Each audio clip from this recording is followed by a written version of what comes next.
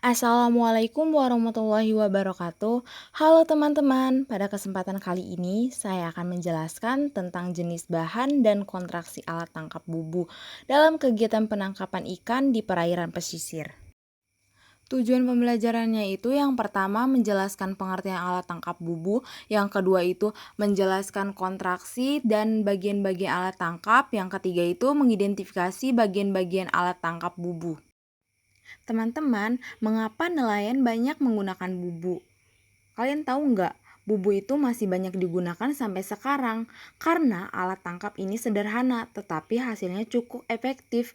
Selain itu, biasanya pembuatan juga tidak terlalu mahal sehingga cocok digunakan oleh nelayan tradisional maupun modern.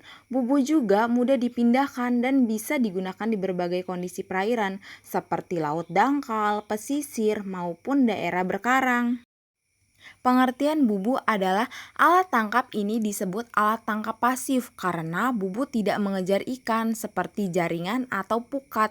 Nelayan hanya memasang bubu di lokasi tertentu, lalu menggunakan ikan masuk dengan sendirinya. Biasanya di dalam bubu diberikan umpan agar ikan tertarik masuk ke perangkap.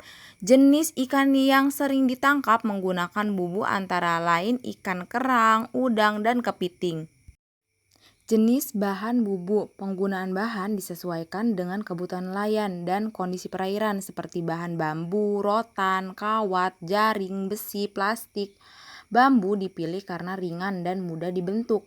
Rotan digunakan untuk mengikat rangka agar lebih kuat, sedangkan bahan kawat dan besi biasanya dipakai untuk menangkap dalam jangka waktu lebih lama karena lebih tahan terhadap air laut. Saat ini beberapa nelayan juga menggunakan bahan plastik karena lebih praktis dan tidak mudah lepuk.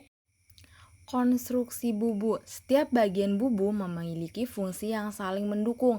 Yang pertama, rangka. Setiap penopang agar berbentuk bubu tetap kuat di dalam air. Yang kedua, badan bubu. Digunakan sebagai tempat perangka ikan setelah masuk ke dalam bubu. Yang ketiga itu mulut bubu berbentuk corong agar ikan mudah masuk tetapi sulit keluar kembali. Yang keempat itu pintu pengambilan hasil.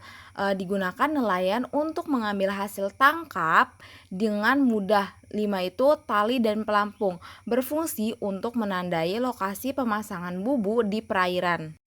Cara kerja bubu. Di situ ibu akan memberikan soal berupa studi kasus. Kalian tonton dulu video dan lihat gambar di samping dan kerjakan secara berkelompok. Soalnya itu tentang studi kasus. Seorang nelayan memasang bubu di dasar laut dan memberikan umpan di dalamnya. Setelah beberapa jam, ikan masuk tetapi sulit keluar kembali. Pertanyaannya itu, mengapa ikan sulit keluar setelah masuk ke dalam bubu?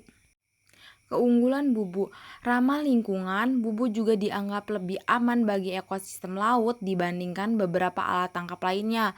Bubu tidak merusak dasar laut dan ukuran ikan yang tertangkap biasanya lebih selektif. Karena itu penggunaan bubu banyak dianjurkan dalam penangkapan ikan. Kesimpulan, dari penjelasan tadi kita dapat mengetahui bahwa pemilihan bahan dan kontraksi bubu sangat mempengaruhi hasil penangkapan ikan.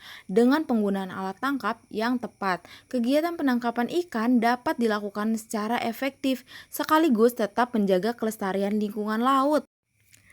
Terima kasih kepada teman-teman yang sudah menonton video ini dari awal sampai akhir.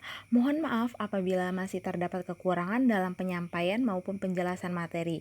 Sampai jumpa pada pembelajaran berikutnya. Wassalamualaikum warahmatullahi wabarakatuh.